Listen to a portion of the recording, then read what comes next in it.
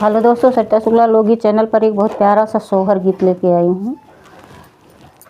मचिया ही बैठी हैं सासू तबऊ हरिया, रज करई बऊ हरिया, रज करई हो सासू आजू मोरे छठिया बारहिया पियरिया हमके चाही चुनरिया हमके चाहिए हो सासु आजू मोरे छठिया बारहिया चुनरिया हमके चाही चुनरिया हमके चाहिए हो। तुही मोरी बाऊ हरि से बाऊ हरि तू ही है मोरी बहुहरी तू ही है मोरी बहुहरी हो।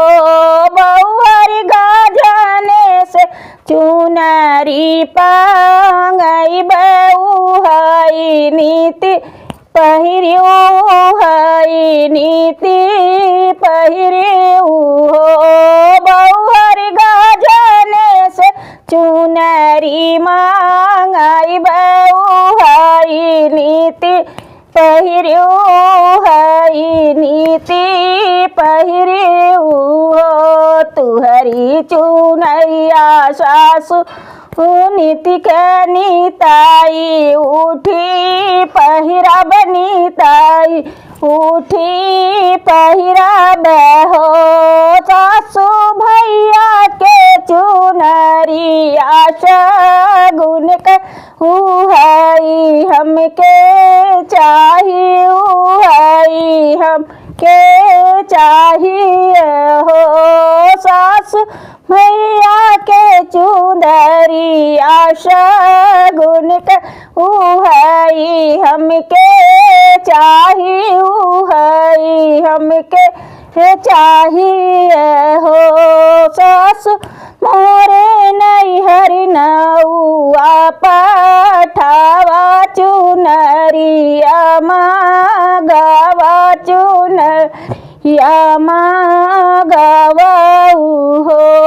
केथुआ ही कई तुहरी माया के तुआ के बपई के तुआ के बपई हो।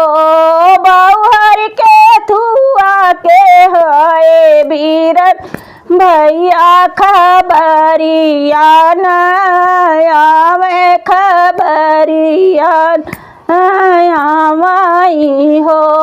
बहुहर के तुआ के है बीरन भैया खबरिया नाही आवे खबरिया नाही आमाई हो। माई तो हई हमारी गौरा तो बाबा शिव शंकर तो बाबा शिव शंकर हो। सासू मोर भैया हो सासू और भैया लड़ी का ना दान तो रहिया ना जानई हो। सासू मोर भैया लड़ी का ना दान तरहिया न जान तरहिया न जानई हो।